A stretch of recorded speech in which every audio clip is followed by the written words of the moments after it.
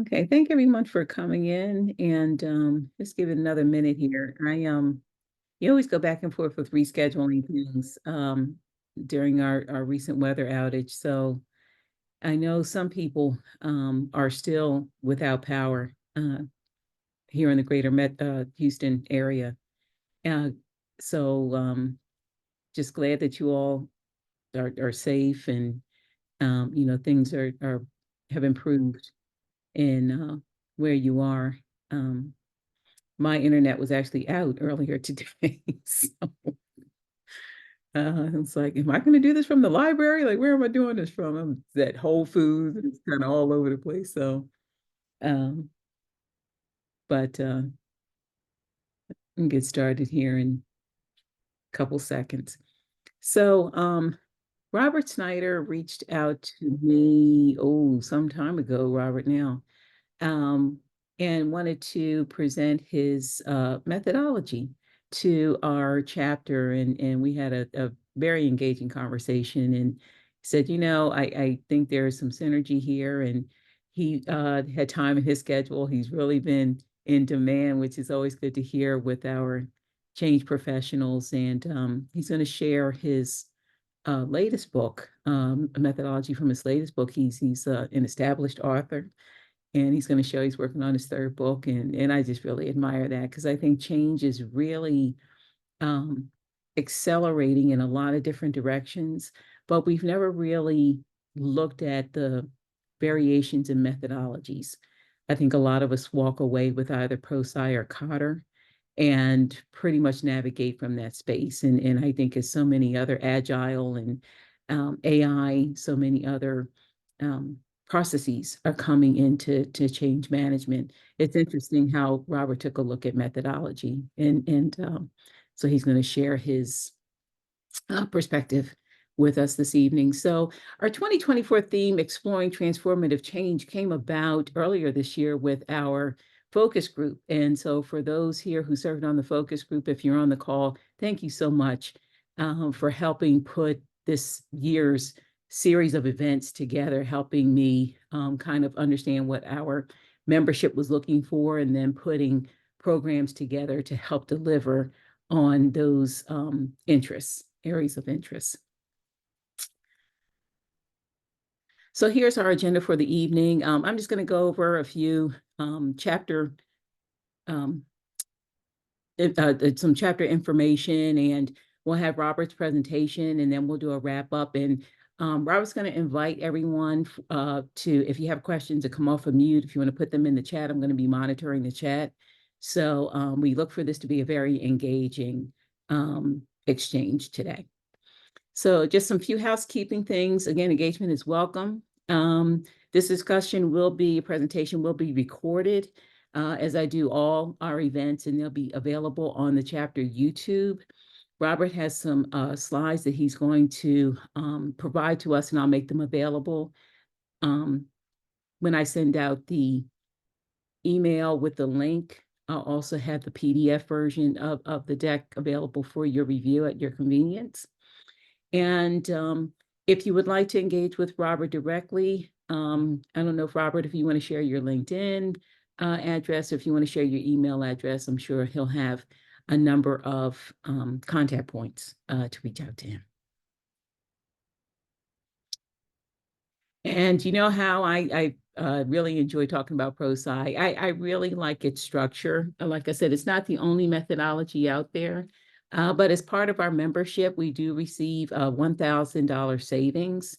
The class it's a financial undertaking, but what I like is their library and the templates and research that's available to help reinforce why change management should be a part of project efforts. Again, if you want to volunteer, you can volunteer at a chapter level. You can also volunteer at a global level. You can reach out to myself for Texas chapter opportunities, or our president, Jared Morgan. And you can always go to the ACMP Global website if you'd like to volunteer globally. It's a great way to give back. We do have a disclaimer for our speakers who come that it is their opinion, their perspectives, their views. We don't endorse in any way. We simply provide a platform for them them to present. And so there, any marketing or anything like that is really up to our speakers. Okay. And so here's our bio. Robert Snyder is the founder and president of Innovation Elegance, LLC. Robert's 30-year career spans roles such as developer, project management, change management, sales enablement, and the performing arts. His career path includes corporate roles, consulting roles, startups, PMP, and agile certifications. He's performed in numerous vocal, dance, and theater ensembles. Robert earned his BS in electrical engineering from the University of Illinois and his MBA in strategy from the Kellogg School of Management at Northwestern University. Robert is publishing a series of books on innovative methodology.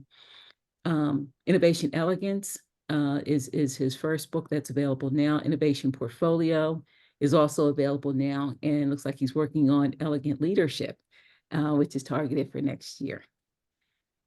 So just to get us, interacting with each other, if you'd like to in the chat, if you want to put your LinkedIn address, if you want to put your email address, you want to have some exchange with some folks here on the line. If you want to let us know what city, state, country that you're calling from, you're joining from, that'd be great as well. And now I'm going to turn it over to Robert.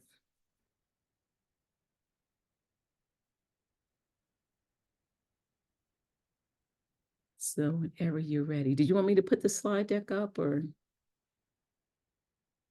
No, sorry. In the chat, I had to make fun of Chicago as the land of underachieving sports teams.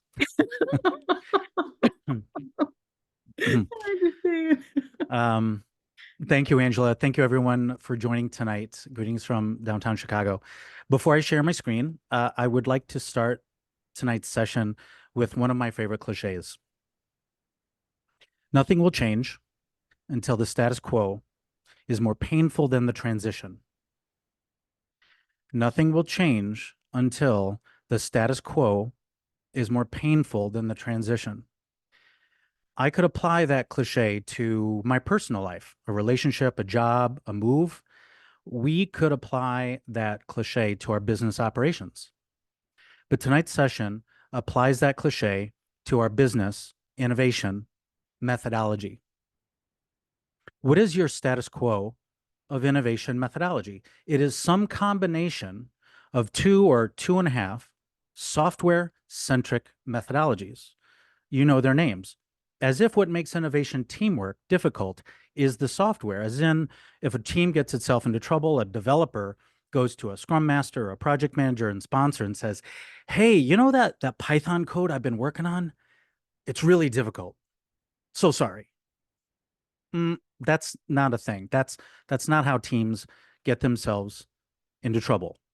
These two software-centric methodologies harbor a dirty little secret. It's that what makes innovation teamwork difficult, it's us, it's people. It's how we interact, govern each other, collaborate, or stink at collaborating. So if we're okay with that logic, formulating a people-centric methodology should not make anyone's head explode. And the good news is that it's not mysterious. I would argue it is overdue. But that is why I call this body of work a people-centric methodology. And every now and then I'm going to peek at the chat window.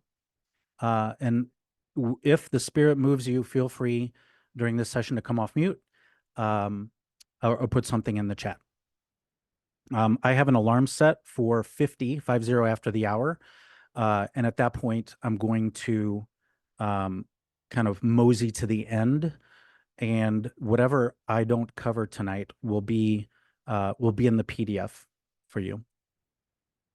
So one of my favorite TED Talks is titled Start with Why. So let's start with why. Why this topic and why now?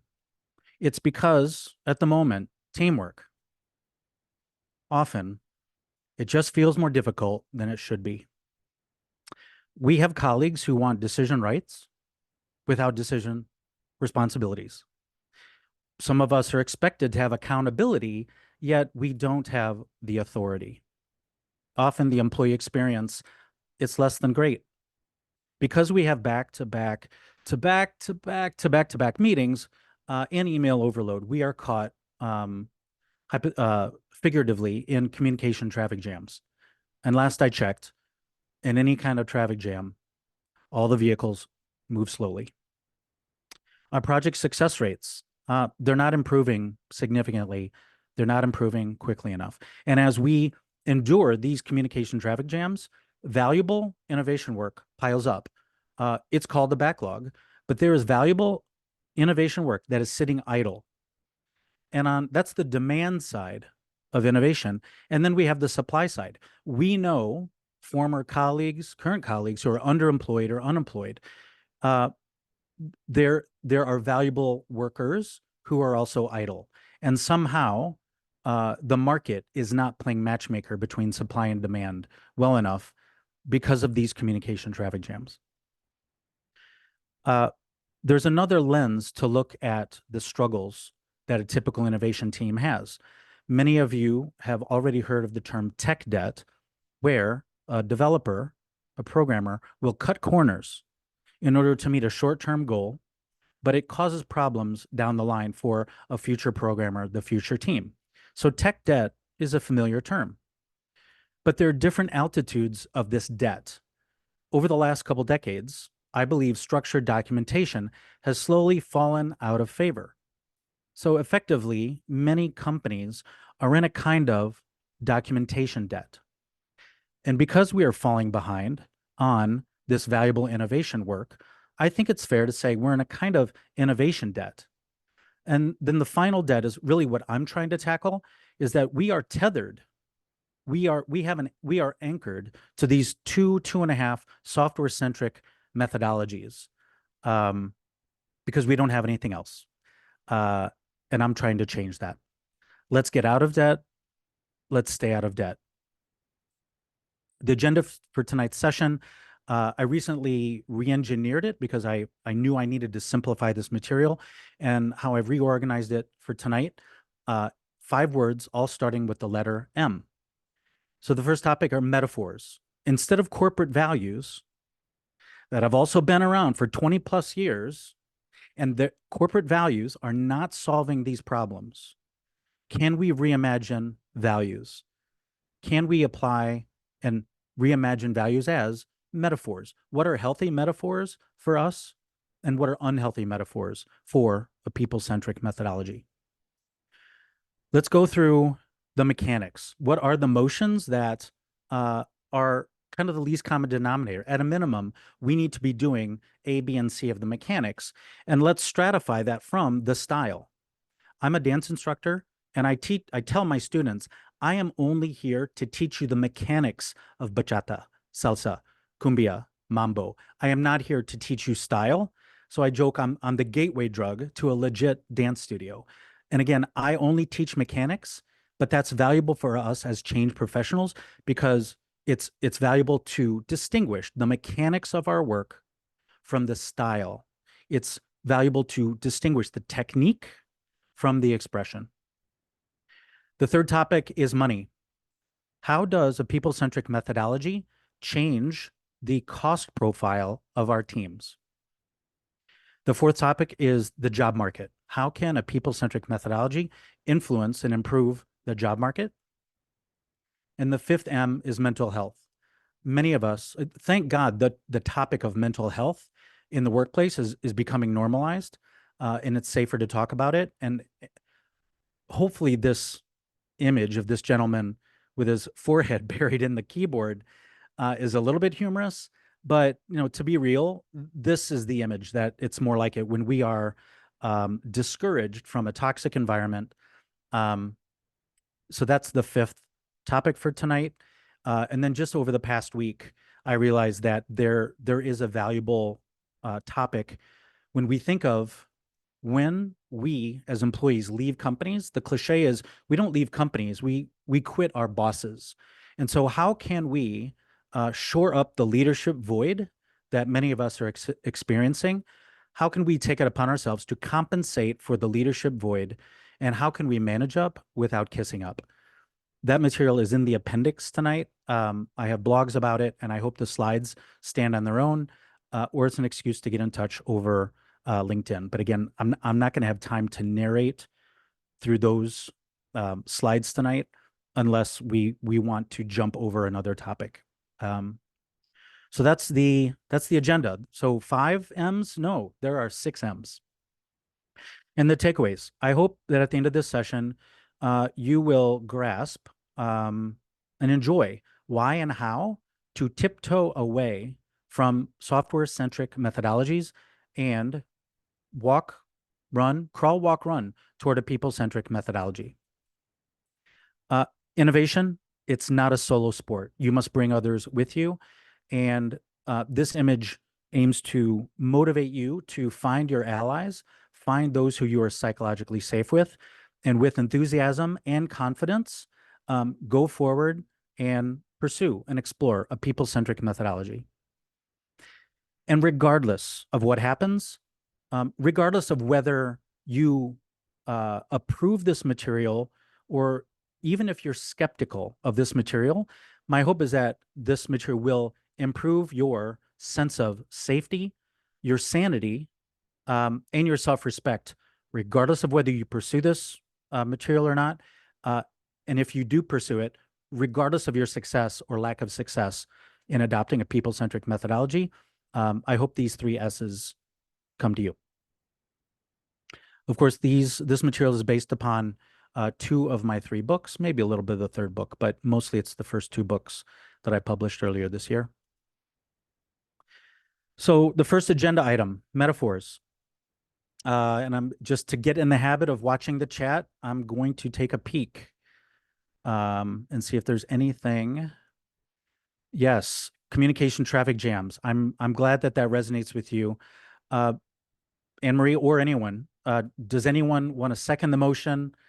Are you experiencing communication traffic jams, and what do they look like?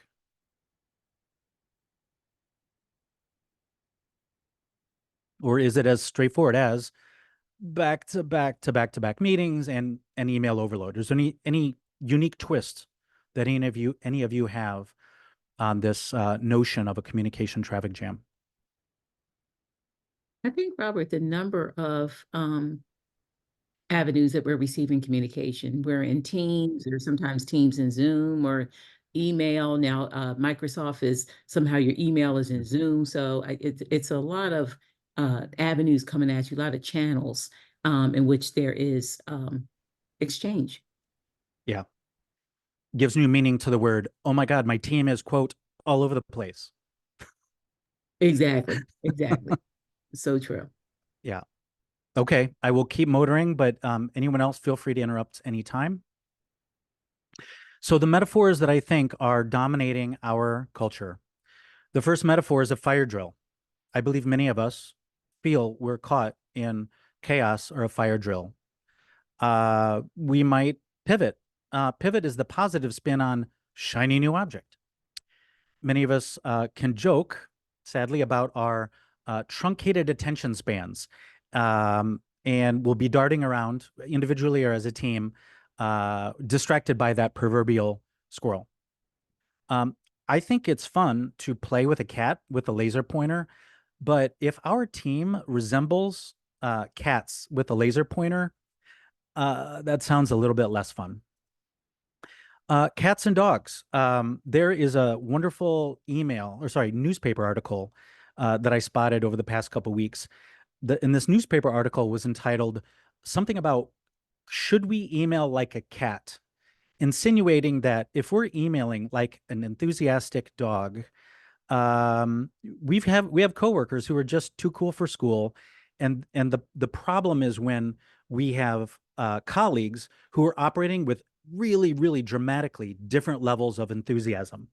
So this disparity can cause problems in our team. But if you're in the mood for a lighthearted article, Google an article about maybe we should email like cats. And some of us, we've got coworkers who they just want to disrupt. They feel like by interjecting or throwing a stick in the spokes, which another analogy, just that sort of disruption is how they add value. Ain't necessarily so, right? Some of us feel that we are constantly just in a race. We use the literal term sprint. And we're just desperate to either be fast or look fast. We experience priority whiplash. We're in a game of bumper cars. If your schedule is double booked, triple booked, if you're experiencing last minute cancellations for meetings, you're experiencing bumper cars. Uh, you may have this sense of hurry up and wait because work has to go through a single point of failure. Many of us are experiencing just irresponsible bottlenecks. We're experiencing communication traffic jams, and we are navigating professionals who are climbing. This climbership is masquerading as leadership, and it's valuable for us to be able to distinguish the two. And you would think that once we're on the same team, the competition would stop, or at least it would look different. And sometimes it just doesn't. Um, and so I'll pause here. Does anyone have any reactions to these metaphors? Clearly, I'm worried about them, and I feel they are too common in our teams at the moment.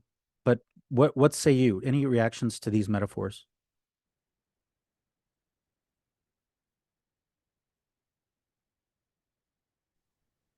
Robert, I can't figure out how to raise my hand. This is Anne Marie. Can you talk a little bit more about climbership? I've never heard that before.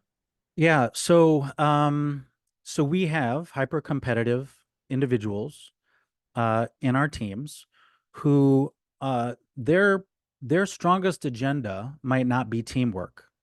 It is about the next promotion. It is about establishing relationships with the people senior to them. They're empathetic to the people senior to them, and they're less than empathetic to their peers or the people junior to them. Um, is that enough for now, Anne Marie? Yeah, I had a experience like that very recently, and it was quite disheartening. It was actually, believe it or not, it was a junior person who was carrying the favor of somebody senior and wasn't afraid to throw me under the bus. Yeah, I'm sad to hear that. I'm sorry to hear that. I do think it's common, and I have that scenario. I had that scenario in mind throughout writing my books and as I craft my speaking gigs. So to any degree, Anne Marie, that my materials are not addressing that issue, please talk to me because I'm not doing my job if I leave that climbership uh, window open, because this material aims to be able to recognize that very quickly. Um, on the dance floor, we call this posership. People who don't know the mechanics, they've got a different agenda than what others do on the dance floor. So again, that's my first attempt at injecting the performing arts metaphor into this material. Um, yeah. Okay. Thank you for That's that. wonderful. Thank you. Awesome. Thank you. So those are my, if anyone else has, wants to interject, please do, but just in the interest of time, I'll keep motoring. So on the positive side of things, what metaphors, can we imagine that are inspirational, fun, team-oriented, empathetic, disciplined? And again, one of the most controversial statements I'll make in tonight's session is we've had corporate values for decades. They're not solving our problems. I believe it's fair to challenge this notion of values, which it's hard to disagree with values. So I'm hoping that these metaphors, they're easier to disagree with. They're easier to opt out, but they're easier to observe and notice when folks opt out. And it's easier for those people who opt out of these metaphors. They need to own, they need to own their metaphors. And we have every right to ask them, who or what are you trying to imitate? So this is my list of the metaphors that I hope we can imitate in a people-centric methodology. The first metaphor is a symphony, a marching band, a choir, making music. It's about balance and harmony and pacing and attention to detail. And if the violin player sneezes at bar 42, it is no big deal at all. We can be very forgiving of sampling errors. We are not perfectionistic, but we are trying to keep rehearsing and practicing on our own and together so that we weed out our systemic problems and our systematic problems. What if our project plans imitated a symphony? Partner dance, lead, follow, elasticity. As a leader on the dance floor, I am going to be who my dance partner needs me to be. She might be this tall. She might be this tall. She might be this experienced. She may be amazing. I am going to be who my follower needs me to be on the dance floor. I'm going to keep her safe. I'm not going to monopolize. Partner dance is a wonderful metaphor for what we do in innovation teamwork. Being on script, a story, not a short-term user story, but the long arc of the customer journey. What is innovation but rewriting our customer story? How amazing is it to be on script, automatic, automated, muscle memory? If I'm operating with muscle memory, my brain power no longer needs to focus on the mechanics. I can elevate my brain power into style, being focused on others instead of myself. But are we always on script? Of course not. That's why the art of improvisation is valuable. It is saying yes and. It is exploration. It is play. Instead of watching your back, it is saying, I got your back. It is, I'm only going to lead long enough that I'm unique, that my leadership is unique. Otherwise, I don't need to lead all the time. I'm going to bring a brick, not a cathedral. Good parents know how to administer bang the table leadership. They know how to administer set the table leadership. Good parents navigate messiness better than anyone. And good parents appreciate the culture trait of self-sufficiency and working themselves out of a job and letting the next generation take over and deliver value. But it's not always sunshine and rainbows. Just as we've already mentioned this session, you can feel undermined in your job, attacked, thrown under the bus, and you might want to karate chop your coworker. You can't. So we need to think, we need to reimagine what is the right response for when we feel attacked in the workplace. Two wrong answers. One, be a doormat. Wrong answer number two is strike back, eye for eye, tooth for tooth, apples to apples. But the martial art of Aikido is different in the sense that it attempts to protect two people, the attacked and the attacker. And to avoid going on too long about Aikido, the best short description for it is exaggerating the momentum of the attacker into something or someone that they will be accountable to. The right documentation. It is nothing short of a love letter to your future team. Your future team thanks you for diligent, well-collaborated, thoughtful documentation. Not your meeting minutes, not your action items, not your reinventing the wheel. Thoughtful documentation that goes by a title, such as project charter, process flow, training materials. The most valuable documentation has a title. And finally, the metaphor of a factory. Now, if you have a negative reaction to the word factory, I totally understand, because there's images of a sweatshop and a vast warehouse, and it's cold and it could be dangerous and it's injury prone. So instead of the word factory, could I substitute the word flow? What if we feel like a well-oiled flow where we're efficient, it's scalable, it's predictable, we're interchangeable? So those are the 8, I believe I presented 8 metaphors that I believe are worth us aspiring to and trying to imitate in a people-centric methodology. It is a combination of discipline and empathy. How many teams need more discipline? All of them. How many teams need more empathy? All of them. So I'm hoping these metaphors, in whatever combination that resonate with you, help you to pursue a people-centric methodology. Again, I will pause, peek at the chat, and welcome you to come off mute if you have a reaction.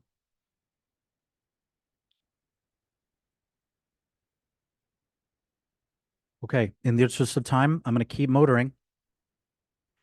Mechanics, the typical mechanics in our teams.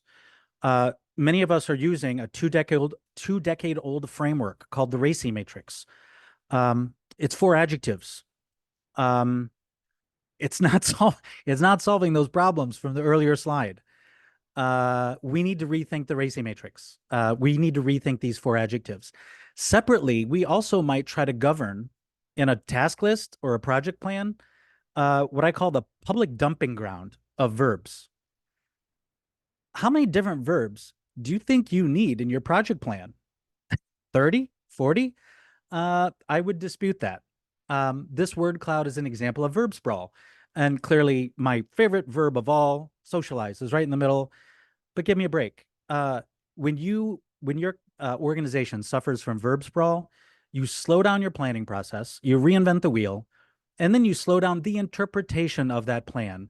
And it's almost willful ambiguity to say, we don't know if this stuff is worth documenting. We don't know if it's, just a chat or is it a switch in your vendor tool, but we're purposely going to keep it ambiguous. There's a time and place for your impressive vocabulary. A project plan is not that place. You do not need 30 or 40 different verbs in a project plan.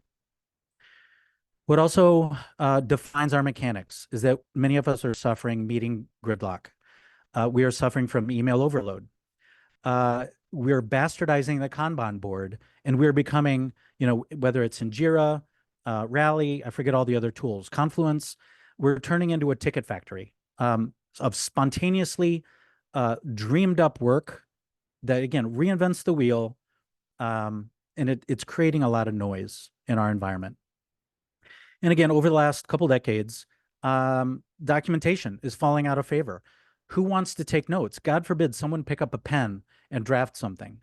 No one wants to be a note taker. Totally understandable. But we need to rebrand documentation so that it is not unglamorous, so that it is more glamorous. The right documentation is a love letter to your future team. So instead, I'm hoping that you can reimagine the 4 adjectives as 5 verbs.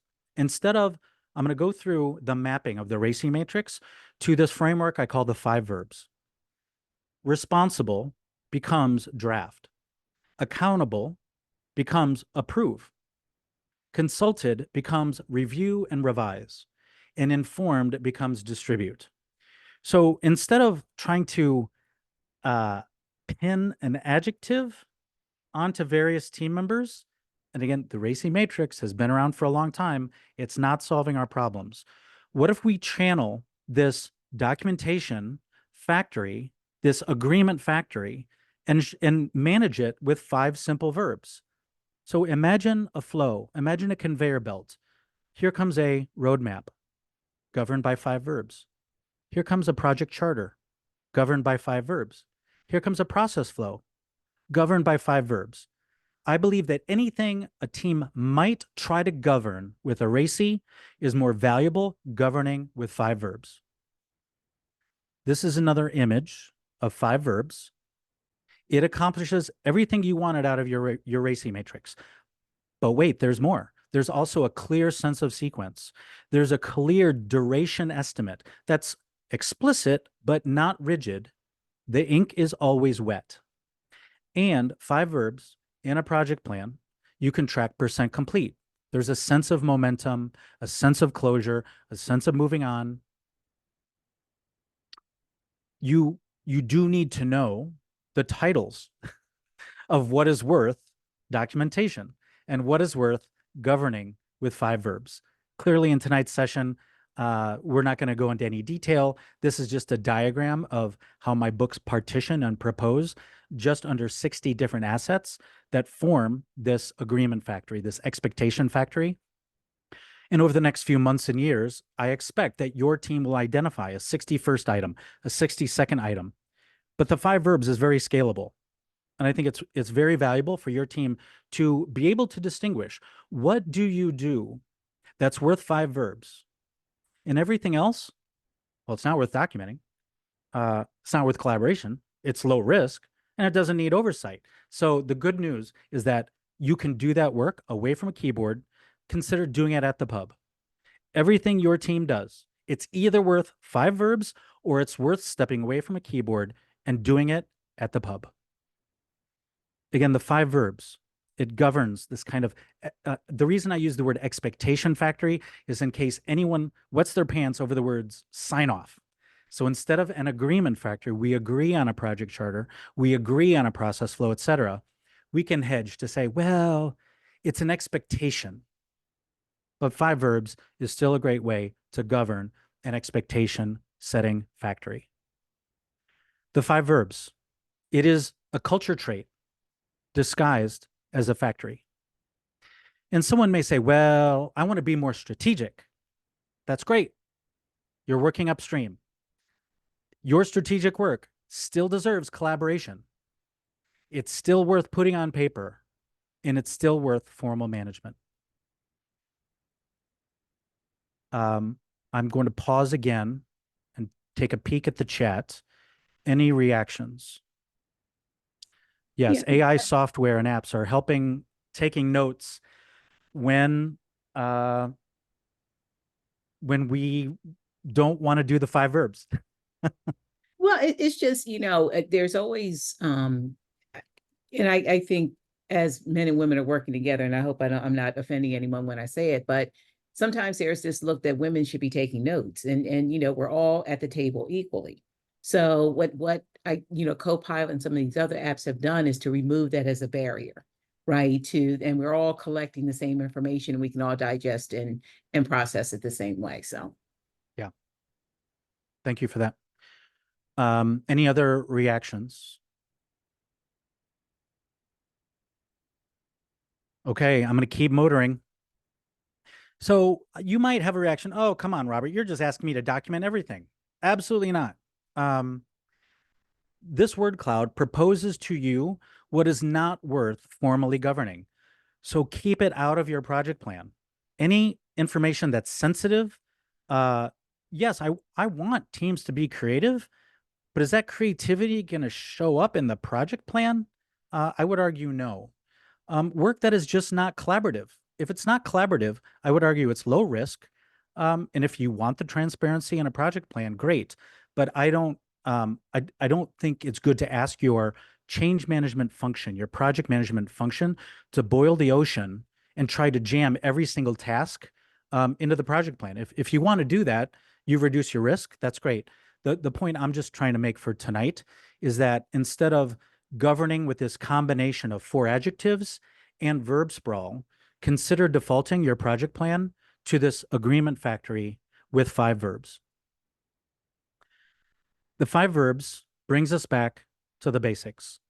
And I'm hoping that teams with this material will be brilliant at the basics of healthy documentation, efficient meetings, and only as needed emails. Let's be fabulous at the fundamentals. Let's be magnificent at the mundane and whatever is muscle memory. Because when we don't have to spend our brain power on what can be and should be muscle memory, where does our brain power go? It elevates into style, creativity, strategy, empathy, others. All right, so I'm transitioning into the 3rd M, that is money. I believe that many organizations are addicted to speed, and they are treating speed as a leading culture trait. We're ending up with communication traffic jams. I admire speed. I applaud speed. I think it's worth reimagining it as a lagging culture trait. And in order for us to have any prayer of achieving team speed, we need to be, instead of obsessed with speed, we need to be obsessed with synchronization. We need to aim to imitate this symphony that has a finite number of instruments. It's a lot. It might be 20 or 30 instruments, but it's not infinite. It is impossible to manage an infinite number of emails or synchronize an infinite number of emails, and it is impossible to synchronize an infinite number of meetings. But you know what's synchronizable? A finite number of structured documents that we can govern with the 5 verbs. Instead of this traffic on the left, imagine what it requires from a financial perspective to resemble this traffic on the right. This speed is not free. It's governed. It's very disciplined. And oh my God, does every car really care about the car next to them? That's empathy, at least on a highway. There's an automobile executive from the last century named Lee Iacocca. And one of his quotes that I saw was, "The speed of the boss is the speed of the team." I felt that's not really right anymore. And so I'm going to credit amateur musicians everywhere, and I'm going to propose a new quote. The synchronization skill of the boss ends up being the speed of the team. So a frequent question I get is, okay, but what about agile? Let's compare the pre-agile world, I'll call it the 1990s, to 2024, now that's the middle column, to what I'm proposing to be next. Pre-agile, projects, go-live events were really far apart, months and even years apart. I'm going to call that low frequency of go-live events. Now, with Agile, we have go-live events with high frequency. Great. So we've solved that problem, although now we have 2 different frequencies going on if we're going to call ourselves hybrid. So I would like to float the idea that it's really hard to synchronize a team when you've got more than one frequency going on. If this part of the orchestra is at this speed, this other part of the orchestra is going at that speed, that's probably going to be a problem. Well, the other trait that I'm tiptoeing toward, in the aspect of money, our cost profile, in these communication traffic jams, it is a form of high marginal cost.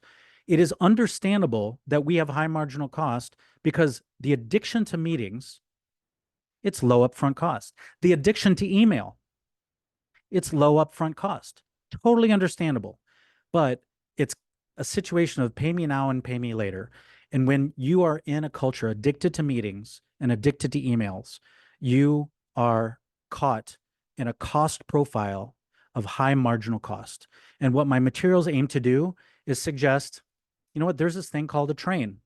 And in order to reduce the marginal cost of your daily commute, your daily communication traffic in your teams, we need to find a way to reduce marginal cost because our innovation traffic is only going to increase. We must reduce our marginal cost. High marginal cost cripples the speed of our ensemble. High marginal cost, it harbors this franticness, the fatigue, the burnout, and the VUCA that we are experiencing. And as I mentioned before, this hybrid frequency, it undermines synchronization. And I'm going to speed up a little bit because I've got 5 minutes before I try to wrap up. This is the bar chart that describes a culture addicted to meetings and emails. Again, it's totally understandable, but holy small town, Batman. This is not scalable for organizations that want to increase the intensity of their innovation. This is the bar chart that represents low marginal cost. Why is structured documentation unpopular? Because of the tall blue bar. I get it. It's high upfront cost, just like building train tracks. But why do we enjoy the benefits of documentation? It's the short orange bar. It is low marginal cost now to share information, to collaborate. I don't have to book someone for 30 minutes or 60 minutes to, quote, get up to speed. I can go find the document that was governed by 5 verbs, and that is going to do an amazing job at bringing me up to speed when it's time for me to be that 37th stakeholder, 38th stakeholder. This word cloud describes the culture traits of such a cost profile. Every teenager needs to hear this, and this applies to our bar charts. When we do what is easy, our life will become hard.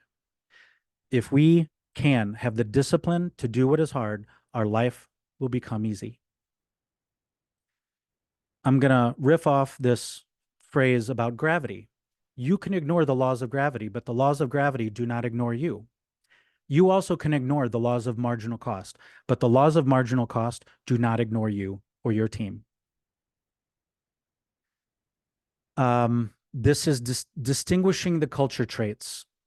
The words in green are culture traits when you govern with 5 verbs.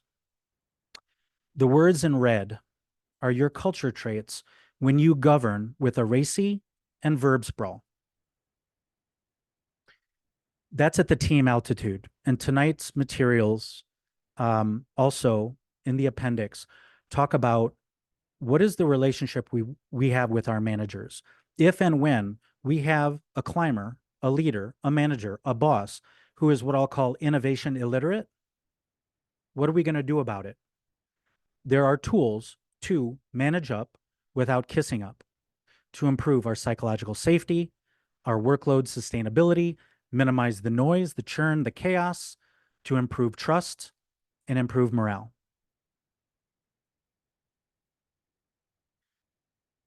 Execution's 2 best friends are simplicity and transparency. And these materials raise your simplicity. They raise your transparency. In the job market, I mentioned already this gridlock. There's a lot of friction in the job market. There's a lot of friction in our projects. We're effectively working in frustration factories. And I'm hoping that reducing the marginal cost converts these frustration factories into an expectation setting factory.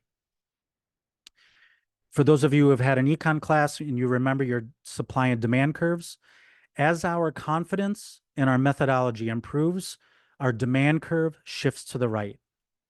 As we retain good workers, as they don't defect and run screaming from the building from corporate America or corporate anywhere, if we can retain good employees, our supply curve shifts to the right.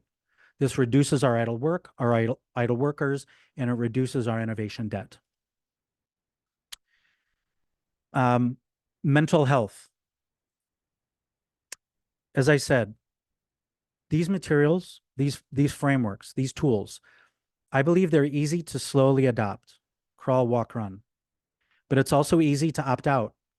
It's easy to detect when people opt out because they're addicted to the racy and they're addicted to verb sprawl.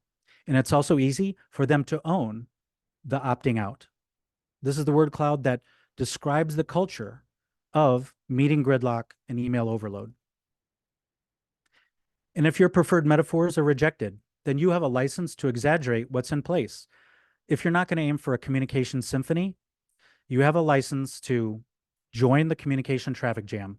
But when you know you're going into a traffic jam, use the bathroom, have snacks, get a drink, have the right music, and just expect that no one gets anywhere quickly. And there's my alarm.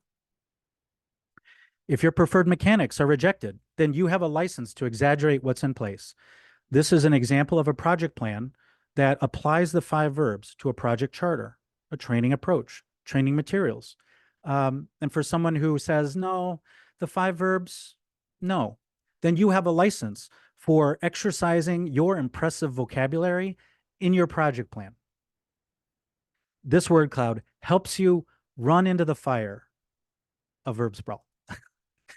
And yes, roll with it, embrace the racy, embrace verb sprawl, and documentation will remain very unglamorous.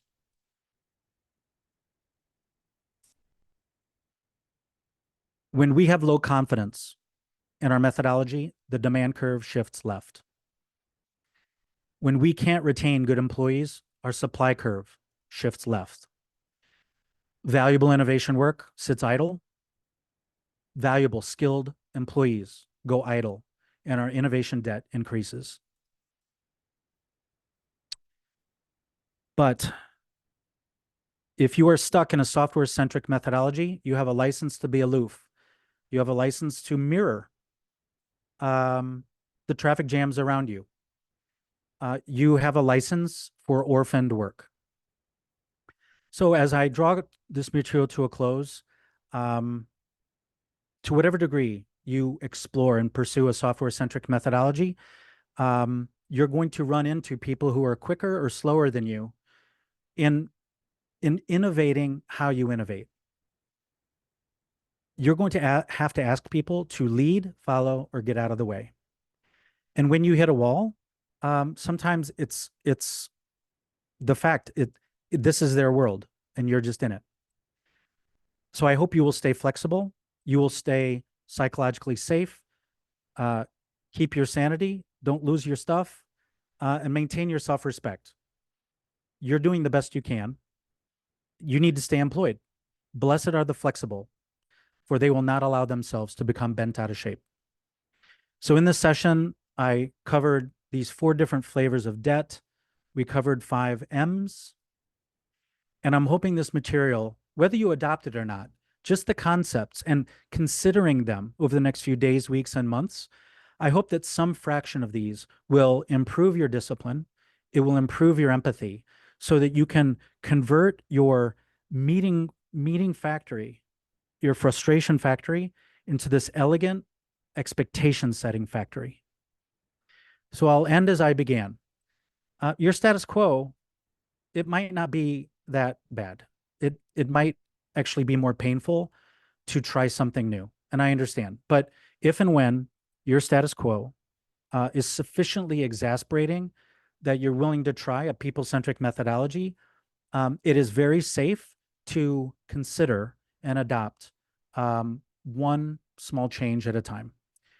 But until then, nothing will change until your status quo of methodology debt is more painful than the transition. So I hope you will explore and pursue a people-centric methodology. Bring others along. You cannot do it alone. Innovation is a team sport. It is a symphony. And for those who disagree, think it's an individual sport, then your metaphor is karaoke. Karaoke is fun. It's a solo sport. And regardless of what you do, I hope these materials improve your psychological safety, your sanity, and your self-respect, regardless of what you choose to do or decline from these materials. Let's say hi on LinkedIn. These are my books. And I can stick around for as long as anyone has the curiosity or appetite to banter. So Angela, thank you for hosting me. And who's got reactions, good, bad, or ugly? Yeah, absolutely. No, I think it was a lot to take in. You know, we're not so much stuck, but I think it's familiar, right? Our RACIs and things like that. It's a familiar approach to project execution, project planning, the whole thing. And there was a time when there was money. Projects could go on 2, 3, 4 years, you know, and become very bloated with staff and processes and things like that. And I think as we look how to right size, is where the simplicity comes in. Who needs to be in the ER at the time working on the patient? I remember seeing this in early days of telemedicine. One of the doctors came in and she was like, okay, we don't need everybody in the ER. Here's who we need now. Here's who we're going to need in 5 minutes. Here's where we're going to need long term. And I see that coming to projects. We just don't need everybody in the room all day, every day. Maybe at kickoff, but then we can right size as we continue with our project execution. And I like how you identify who needs to review the draft, who needs to do the review. I mean, those specific identifiers really does help streamline what we need to get out. And again, who needs to be in the room. So that's what I really like about that, how you've simplified who to engage and when. And it really does complement what we try to say in change management with right messaging and right timing. Like all of that goes together. Yeah. If you want a seat at the table, in the old days, you wanted your place on the RACI. I'm just suggesting if you want a seat at the table, pick your verb. Yeah. And with this cadence, this rhythm of 5 verbs and a pretty stable number of assets, boxes that are on this conveyor belt, you're not going to have a project that goes from like 10 expectations to 50, right? It's quite stable. So any stakeholder feeling blindsided, that should go down, right? If I try to describe a lot of the pain in innovation teamwork, I'll call it negative surprises. And I believe that the surprises are caused by, well, if you're using a RACI, that doesn't help you know the when. Mm-hmm. All right. So the RACI is noisy and it distracts and it undermines a sense of when. Verb sprawl, it reinvents the wheel and it enables surprises. Mm-hmm. So I believe that defaulting to a project plan of 5 verbs undermines the ability to create surprises, or in it undermines anyone saying, well, I didn't know. No, you know what? It's always the same 5 verbs. Yeah. Are we going to have training materials? Of course. Are we going to have code? Of course. Are we going to have a migration script? Of course. Like there's no excuse for these surprises. Yeah. No, I totally agree. So as we're kind of wrapping up here, really appreciate you all attending. As I said before, this event was being recorded and usually takes me about 48 hours to just do some cleanup and things like that. The slides will follow with an email to the link to the videos, well as a link to anything else we want to share. Robert has provided his LinkedIn address, and I think you have your email address also on that slide if you want to reach out to him. And if you find that this information he shared with us this evening resonates with you, get the book and share it with your team, and see if they're willing on a small project maybe to give it a go and see how what changes, what works and what doesn't work. But like Robert said, just these small little changes can really make a difference in how projects are executed and delivered. I really believe that. Oh, okay, you also put it in the chat. Thank you so much. Yeah, absolutely. Thank you for hosting me, Angela. Thanks everyone for joining. Yeah, no, thank you. Hope we have reasons to chat again. Absolutely, absolutely. Okay. So if everyone is good, did anyone want to stay on longer? Said I can stay on longer. Okay. All right. So thank you again for attending. Everyone have a good night. And Robert, I'll circle back with you via email. Awesome. Thanks All right. again. Have a good night, everyone. Good night, everyone. Bye-bye. Bye.